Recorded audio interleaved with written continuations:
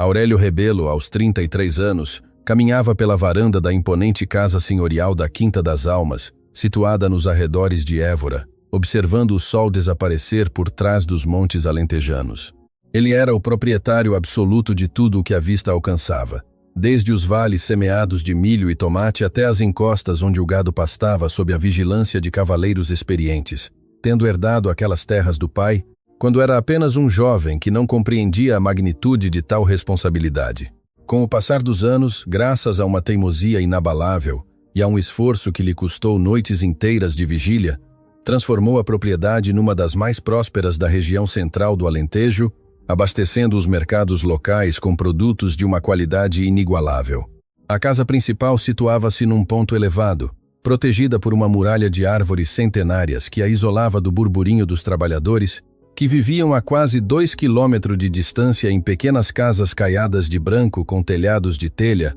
o que fazia com que a maioria dos ceifeiros jamais tivesse trocado palavra com o verdadeiro patrão, conhecendo unicamente o seu nome mencionado com um respeito que beirava o temor reverencial. Damião, o feitor, de 50 anos, era quem realmente governava o dia a dia com punho de ferro e uma voz áspera que fazia os homens baixarem o olhar assim que ouviam o ranger das suas botas no empedrado do pátio. Apesar da fortuna que acumulava, o coração de Aurélio estava mergulhado numa amargura que não o deixava descansar, especialmente porque o seu irmão mais velho, Gonçalo, o pressionava constantemente para que aceitasse o casamento com Catarina, a filha de Emídio de Souza, um proprietário rural vizinho, cuja influência política e econômica prometia duplicar o poder da família Rebelo. Gonçalo, que se encarregava da parte administrativa e dos contratos legais, via aquele enlace como uma simples equação matemática, onde a união de apelidos e hectares era a única solução lógica, ignorando por completo que Aurélio carregava uma ferida profunda que ainda não cicatrizava. 2 anos antes, Aurélio esteve prestes a casar-se com Adélia, uma jovem de uma família distinta de uma comarca distante. Mas o destino quis que uma noite chegasse antes do previsto à casa dos futuros sogros e ouvisse, oculto nas sombras do corredor, como ela se zombava da sua suposta falta de refinamento perante a irmã. Adélia dizia com uma frieza aterradora que suportaria o casamento apenas até conseguir transferir grande parte das terras para o seu nome, para depois viver a vida de luxos que desejava na capital, longe daquele homem que sempre cheirava a terra úmida e a cavalos. Aquela traição silenciosa fez com que Aurélio rompesse o compromisso publicamente, sem dar explicações, ganhando a reputação de ser um homem instável e carrancudo, enquanto ele se convencia de que nenhuma mulher o poderia amar pelo que ele era, mas apenas pelo que possuía. Foi no meio dessa pressão constante do irmão e do vazio que sentia na alma que Aurélio tomou uma decisão que Gonçalo qualificou de autêntica loucura, pois planeava vestir-se com a roupa mais gasta que pudesse encontrar, para descer aos campos e trabalhar como um ceifeiro a mais, sob um nome falso. A sua intenção não era outra senão descobrir se existia, nesse mundo, uma mulher capaz de amar um homem que não tivesse absolutamente nada para oferecer além do seu trabalho e da sua lealdade, longe dos salões elegantes e dos vestidos de seda que tanto o haviam enganado no passado. Gonçalo tentou dissuadi-lo por todos os meios, argumentando que era uma humilhação desnecessária para um homem da sua estirpe. Mas, ao ver que Aurélio não voltaria atrás, aceitou manter o segredo e dizer a todos que o patrão tinha partido para resolver negócios urgentes numa província distante. A única outra pessoa que conhecia o plano era Guida, a cozinheira, que os havia cuidado desde que a mãe deles morrera de febre quando eram crianças, quem chorou amargamente enquanto lhe preparava uma sacola com o indispensável e lhe entregava as peças de roupa mais velhas do depósito. Sim, numa tarde de sexta-feira, Aurélio abandonou o conforto do seu quarto, cruzou a porta traseira da quinta e começou a caminhar pelo caminho de terra, sentindo pela primeira vez em anos que o peso do seu próprio nome ficava para trás a cada passo que dava em direção à incerteza. Ao chegar à zona onde se congregavam os ceifeiros,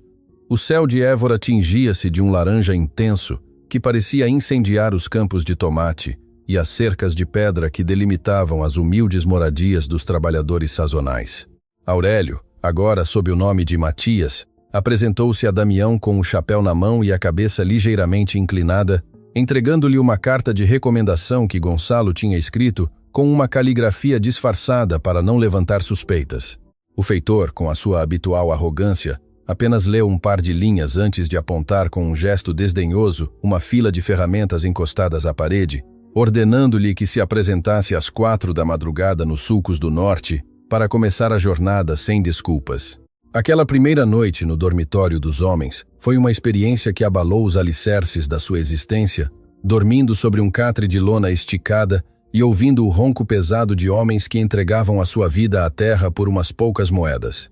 Na escuridão, os murmúrios dos ceifeiros revelavam uma realidade que Aurélio desconhecia da sua varanda, pois falavam de Damião com uma mistura de ódio e resignação, queixando-se de que a comida era cada vez mais escassa e de que o frio se infiltrava pelas mantas velhas que nunca eram substituídas. Entre as conversas sussurradas, surgiu um nome que se repetia com uma crueldade que fez Aurélio apertar o peito. Lúcia, a filha do arrieiro, de quem diziam que carregava nas veias o sangue de um ladrão e que só trazia má sorte a quem se lhe aproximava. Segundo os ceifeiros, Damião a mantinha a trabalhar na quinta apenas porque não encontrava ninguém que aceitasse um salário tão miserável e um tratamento tão rude como o que ela suportava, sem reclamar desde que chegara há apenas uns meses. Aurélio guardou aquele nome na sua memória enquanto tentava conciliar um sono que não chegava, sentindo que o ar pesado do dormitório era um lembrete constante da sua própria cegueira diante do que acontecia nas suas terras. Quando o som de uma barra de ferro golpeada pelo feitor anunciou o início da jornada antes que o primeiro raio de sol despontasse, Aurélio levantou-se com os ossos doridos e caminhou para os campos, integrando-se numa fila de sombras que avançavam em silêncio para o trabalho braçal. A dureza do solo sob os seus pés e o peso da enxada sobre o seu ombro lembraram-lhe que já não era o dono das almas, mas simplesmente Matias, um homem, procurando uma verdade que se escondia entre o suor e a fadiga. À medida que o sol começava a aquecer a terra vermelha dos canteiros, Aurélio sentiu que as suas mãos, acostumadas às rédeas de couro fino e às penas de escrever, começavam a arder com as primeiras bolhas que se formavam pelo atrito constante da madeira. Foi no meio desse esforço exaustivo quando a viu pela primeira vez, uma jovem de uns 25 anos agachada entre os tomates, com uma destreza que denunciava anos de prática, protegida do calor por um lenço de tecido cru amarrado à cabeça. Tinha a pele bronzeada pelo clima de Évora e uns braços finos, mas firmes, que não descansavam nem um segundo, mantendo um espaço de solidão à sua volta, que os demais trabalhadores respeitavam com um desprezo evidente. Os seus olhos castanhos refletiam uma tristeza antiga que Aurélio reconheceu de imediato como algo genuíno, uma dignidade que não podia ser comprada nem fingida e que contrastava com a hostilidade do ambiente que a rodeava. Damião passou a cavalo pouco depois e, com uma ostentação desnecessária, gritou que os tomates de Lúcia estavam mal selecionados, anunciando que lhe descontaria parte da sua ração semanal, enquanto se afastava rindo perante o silêncio de todos. Aurélio, que se encontrava a poucos metros, observou os cestos da jovem e deu-se conta de que a seleção era impecável, muito melhor que a de qualquer outro trabalhador nesse setor,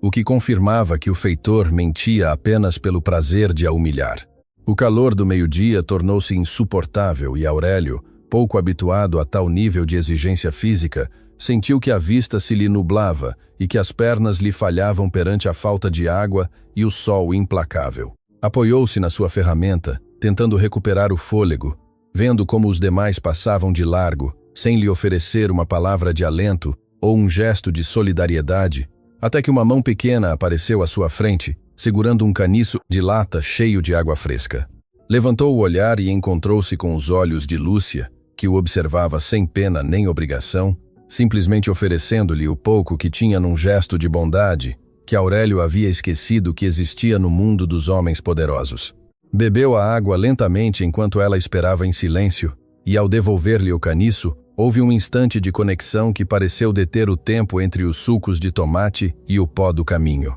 As semanas seguintes foram uma lição de humildade e descoberta para o proprietário rural disfarçado, cujo corpo se foi adaptando aos golpes da rotina extenuante da labuta, enquanto a sua mente registrava cada injustiça que ocorria sob o comando de Damião. Aurélio descobriu com uma raiva surda que o feitor desviava grande parte dos mantimentos que chegavam da casa senhorial, vendendo a carne e as mantas novas nos mercados de Monte Moro Novo para ficar com o dinheiro, deixando os ceifeiros em estado de precariedade absoluta. Cada vez que encontrava um novo indício de corrupção, sentia o impulso de revelar a sua identidade e acabar com aquele abuso. Sabia que precisava de provas contundentes e que a sua missão pessoal de encontrar um amor sincero apenas começava a dar frutos. Aproximava-se de Lúcia com a cautela de quem tenta não assustar um animal ferido, ganhando a sua confiança através de pequenos atos de ajuda, como carregar os cestos mais pesados ou permanecer ao seu lado quando Damião lançava os seus ataques verbais.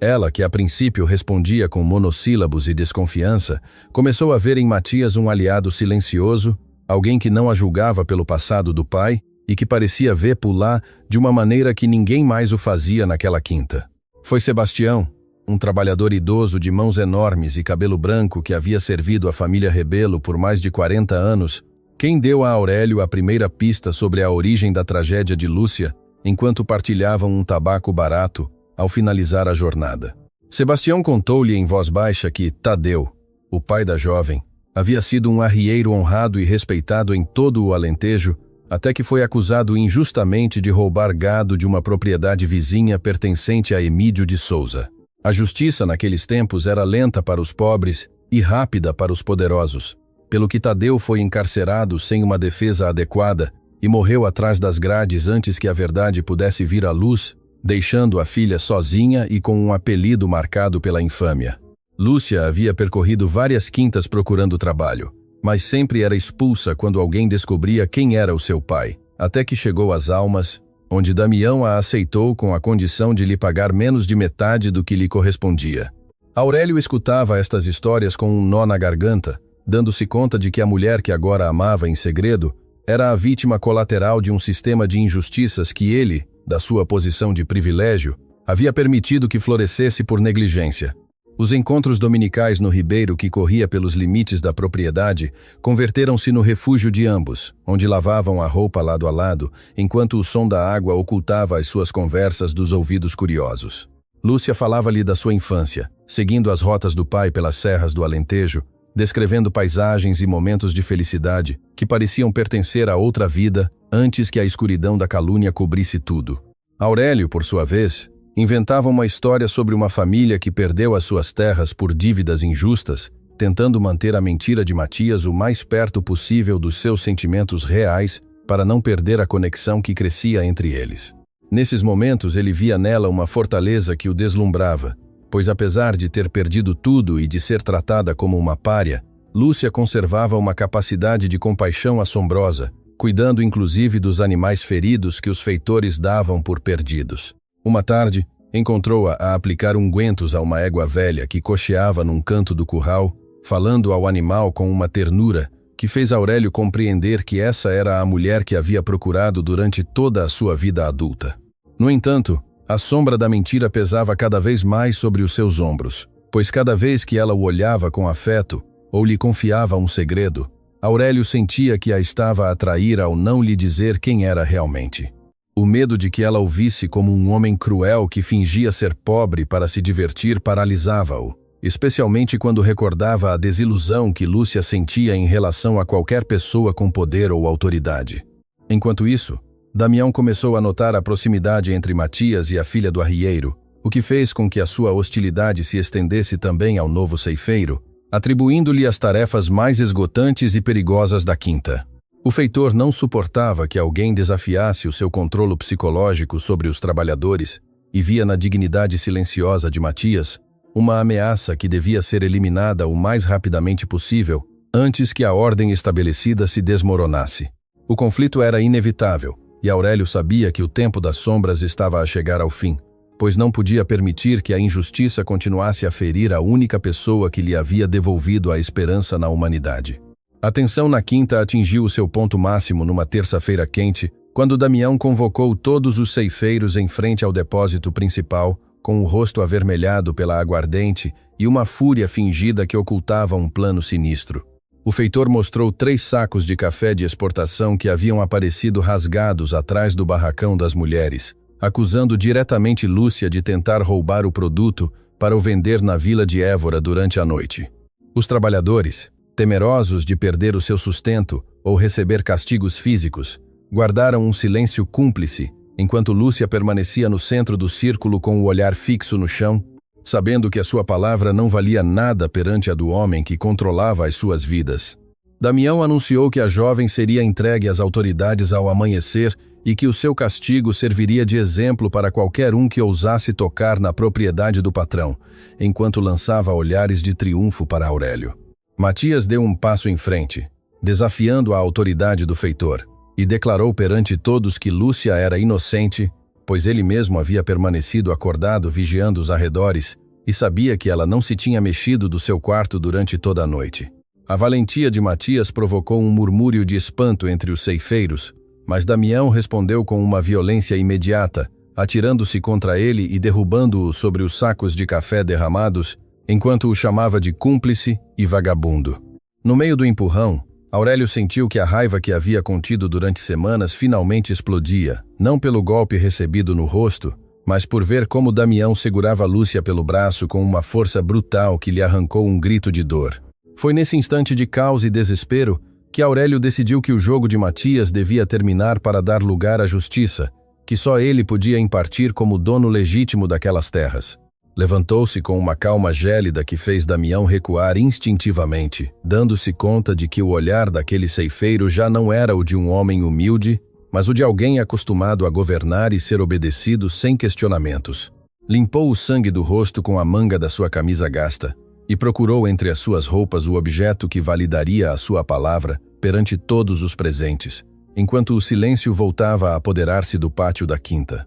Aurélio extraiu um cordão de couro que levava oculto sob a camisa e mostrou o anel de sinete com as iniciais da família Rebelo, uma joia de ouro pesado que todos os trabalhadores antigos reconheceram de imediato como o símbolo do poder absoluto nas almas. Com uma voz firme que se ouviu até aos cantos mais afastados dos estábulos, revelou a sua verdadeira identidade, declarando que Damião ficava destituído do seu cargo naquele mesmo momento por roubo, corrupção e abuso de autoridade. O feitor empalideceu de tal maneira que pareceu que a vida se lhe escapava pelos poros, tentando balbuciar desculpas que se perdiam no ar perante a evidência da sua própria traição e a presença imponente do seu patrão. Os ceifeiros ajoelharam-se ou baixaram a cabeça em sinal de respeito, dando-se conta de que o homem que havia trabalhado ao seu lado, sofrendo a mesma fome e o mesmo cansaço, era o mesmo que agora tinha o poder de mudar o seu destino para sempre. No entanto, os olhos de Aurélio só procuravam Lúcia, que o observava com uma expressão de horror e decepção que lhe doeu mais que qualquer ferida física recebida durante a sua estadia nos campos. Lúcia soltou-se do aperto agora fraco de Damião e caminhou para trás, sentindo que a última pessoa em quem havia confiado lhe havia entregado um presente de amor envolvido numa mentira imperdoável. Sem dizer uma palavra, virou-se e correu para os montes, desaparecendo entre as sombras das árvores, enquanto Aurélio tentava chamá-la em vão, rodeado pelo caos dos trabalhadores que agora cercavam o feitor, para evitar que escapasse. Gonçalo chegou pouco depois com os guardas da quinta, assombrado de encontrar o seu irmão em tal estado, mas assumindo rapidamente o controle da situação legal para processar os delitos cometidos por Damião durante anos. Enquanto o irmão organizava o inventário e as declarações, Aurélio permanecia imóvel no centro do pátio, dando-se conta de que havia recuperado a sua quinta, mas que estava prestes a perder a única coisa que realmente dava sentido à sua riqueza. O perdão da mulher que o amou quando pensava que não tinha nada. A noite caiu sobre Évora com uma frieza que parecia calar nos ossos de Aurélio enquanto revia os documentos pessoais que Damião guardava no seu escritório, encontrando provas que iam muito além de um simples roubo de mercadoria. Entre recibos e cartas antigas, achou uma correspondência secreta entre o feitor e Emídio de Souza, o pai de Catarina, que revelava a conspiração que destruiu a vida de Tadeu, o pai de Lúcia. Resultou que Emídio havia utilizado Damião para semear provas falsas contra o arrieiro, já que Tadeu havia descoberto que as terras do Souza estavam a ser usadas para o contrabando de gado roubado de outras províncias. Para o silenciar, converteram-no num criminoso aos olhos da lei, assegurando-se de que morresse na prisão para que os seus segredos ficassem enterrados com ele sob a terra seca do Alentejo. Esta revelação encheu Aurélio de uma indignação renovada, dando-se conta de que a sua família e a de Lúcia estavam conectadas por uma rede de infâmias que ele agora tinha o dever sagrado de desmantelar, não só por amor, mas por elementar justiça humana. Ao amanhecer, Aurélio subiu ao Monte da Oliveira, o lugar onde Sebastião lhe havia dito que Lúcia costumava refugiar-se quando o mundo se tornava demasiado pesado para os seus ombros, encontrando-a sentada sob os ramos da árvore centenária. Sentou-se a uma distância respeitosa, sem tentar forçar uma aproximação física, e começou a falar-lhe com uma honestidade nua e crua, confessando os seus medos, os seus erros e a descoberta da inocência do pai dela, através dos papéis de Damião. Contou-lhe como a traição de Adélia o havia convertido num homem desconfiado, e como o tempo passado na labuta lhe havia devolvido a vista, permitindo-lhe ver o mundo através dos olhos dos que sofrem. Lúcia escutava em silêncio com as lágrimas a correrem pelas suas faces, enquanto processava a notícia de que o nome do seu pai finalmente seria limpo perante a sociedade que tanto o havia desprezado. Aurélio entregou-lhe o anel de sinete, dizendo-lhe que o seu poder não valia nada se não servisse para proteger os inocentes, e prometeu-lhe que dedicaria cada recurso da sua fortuna a restaurar a honra de Tadeu e a encarcerar os verdadeiros responsáveis. Lúcia, após um longo silêncio que pareceu durar uma eternidade, pegou na mão de Aurélio e disse-lhe que o perdoava pela mentira de Matias, porque no fundo o homem que a cuidou nos campos era o mesmo que agora estava ali à sua frente. Entendeu que o disfarce havia sido a ponte necessária para que dois mundos tão opostos pudessem encontrar-se no terreno comum da compaixão e do respeito mútuo. Regressaram juntos à casa senhorial da quinta, não como patrão e empregada, mas como duas almas que haviam decidido caminhar juntas contra a corrente de uma sociedade baseada nas aparências e na linhagem. Gonçalo, ao ver a determinação do irmão, não teve outro remédio senão aceitar a situação e colaborar nos trâmites legais para denunciar Emídio de Souza, rompendo qualquer laço comercial ou matrimonial com essa família para sempre. A Quinta das Almas começou a transformar-se sob a visão de Aurélio e Lúcia, convertendo-se num modelo de justiça laboral, onde cada ceifeiro era tratado com a dignidade que merece qualquer ser humano. Os meses que se seguiram foram testemunhas de uma revolução silenciosa em Évora, enquanto o julgamento contra Emídio de Souza e Damião avançava na capital do distrito, atraindo a atenção de toda a região. As provas encontradas por Aurélio eram tão contundentes que mesmo os juízes mais corruptos não puderam ignorar a magnitude do complô, resultando na condenação dos culpados e na restituição pública da honra de Tadeu. Lúcia chorou de alívio quando viu o edital oficial afixado na praça da vila, onde se declarava que o seu pai sempre foi um homem de bem e que o seu encarceramento foi produto de uma infâmia orquestrada pela cobiça de outros. Com o nome da sua família limpo, ela sentiu-se finalmente livre das sombras do passado, permitindo-se sonhar com um futuro que antes lhe parecia proibido pelo destino. O casamento entre Aurélio e Lúcia celebrou-se na Capela da Quinta, uma cerimônia simples onde os convidados de honra não foram os políticos influentes, mas sim os trabalhadores que haviam partilhado o suor com Matias nos campos de tomate. Dona Guida preparou um banquete que se estendeu por todos os jardins, onde o cheiro a ensopado de borrego e pão alentejano encheu o ar de uma alegria que a Quinta não conhecia há décadas. Sebastião, com o seu fato de domingo e o seu cachimbo sempre presente, foi o encarregado de entregar a noiva, simbolizando a união da sabedoria do campo com a esperança da nova administração. Aurélio, vestido de gala, mas mantendo no olhar a simplicidade do homem que trabalhou a terra, prometeu perante todos que as almas nunca mais seriam um lugar de opressão, mas um refúgio de justiça e prosperidade partilhada. Lúcia, radiante com um vestido branco bordado pelas mulheres da comunidade, caminhava com uma elegância natural que demonstrava que a verdadeira nobreza reside no espírito e não nos títulos de propriedade. Naquele dia, a brecha entre a casa senhorial e as moradias dos ceifeiros fechou-se para sempre, criando uma comunidade unida pelo afeto e pelo trabalho digno. A vida continuou com a chegada dos filhos, que cresceram correndo pelos mesmos sulcos onde o pai descobriu o amor e a mãe encontrou a redenção. Aurélio nunca permitiu que o sucesso econômico o afastasse da realidade da sua gente, mantendo o costume de descer aos campos periodicamente para ouvir as necessidades dos seus trabalhadores em primeira mão. Lúcia encarregou-se de fundar escolas e dispensários médicos na região, utilizando a fortuna dos rebelo para elevar o nível de vida de milhares de famílias que antes viviam no esquecimento. A lenda de Matias e da filha do arrieiro transmitiu-se de geração em geração no Alentejo, recordando a todos que o coração humano tem a capacidade de se transformar e que a verdade sempre encontra a maneira de vir à luz, não importa quantas camadas de mentira tentem ocultá-la.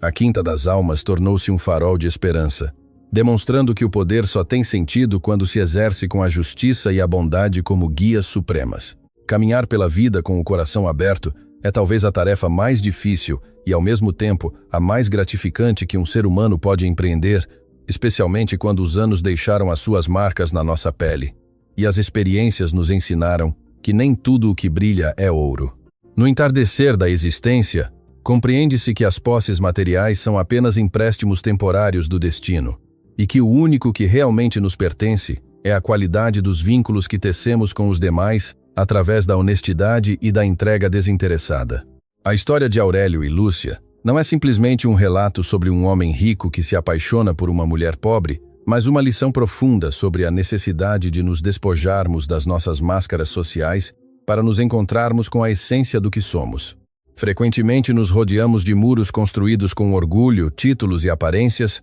crendo que assim protegemos a nossa vulnerabilidade, quando na realidade o que fazemos é aprisionar a nossa capacidade de amar e ser amados de maneira genuína. Para aqueles que já percorreram grande parte do caminho, fica claro que as decisões tomadas desde a soberba costumam conduzir à solidão, enquanto os atos nascidos da humildade e da empatia semeiam jardins que florescerão muito depois de termos partido. A verdadeira riqueza não se conta em moedas nem em hectares de terra, mas nas mãos que estão dispostas a sustentar-nos quando as nossas forças fraquejam e nos olhares que nos reconhecem sem necessidade de explicações. A vida nos põe à prova constantemente, confrontando-nos com situações onde devemos escolher entre o caminho fácil da indiferença ou o sendeiro complicado da integridade. E é nessas pequenas batalhas cotidianas onde se define a nossa verdadeira estatura moral. Nunca é tarde para retificar o rumo, para pedir perdão pelas omissões do passado ou para estender a mão a quem foi injustamente marginalizado pelos preconceitos de uma sociedade que costuma julgar o livro pela capa. O amor, na sua forma mais pura, é um ato de justiça que restabelece o equilíbrio num mundo que frequentemente parece inclinado para o egoísmo e a deslealdade. Quando somos capazes de ver para além das circunstâncias externas de uma pessoa e conectamos com a sua dignidade intrínseca, estamos a realizar o milagre maior da humanidade, o reconhecimento do outro como um igual. Os anos nos ensinam que a beleza física e o vigor da juventude são efêmeros, mas que a nobreza de caráter é uma luz que só se intensifica com o tempo, iluminando não só a nossa própria vida, mas a de todos aqueles que têm a fortuna de cruzar o nosso caminho. Devemos aprender a valorizar os silêncios partilhados, as lealdades provadas na adversidade e a paz que dá o saber que agimos com retidão, mesmo quando ninguém nos estava a observar. No final do dia, o que fica é o eco das nossas ações e o calor das recordações que deixamos na alma dos outros. Que esta história sirva como um lembrete de que sempre há espaço para a redenção e que o destino tem formas misteriosas de recompensar aqueles que mantêm a fé na bondade, apesar das feridas recebidas. Vivamos com a simplicidade do ceifeiro e a responsabilidade do patrão, entendendo que todos somos trabalhadores na grande quinta da existência, onde a colheita mais valiosa é, sem dúvida alguma, o afeto sincero e a paz de uma consciência tranquila. Que cada passo que demos de agora em diante esteja guiado pela bússola da compaixão, permitindo-nos ser pontes em vez de muros e fontes de esperança para aqueles que ainda caminham na escuridão da injustiça.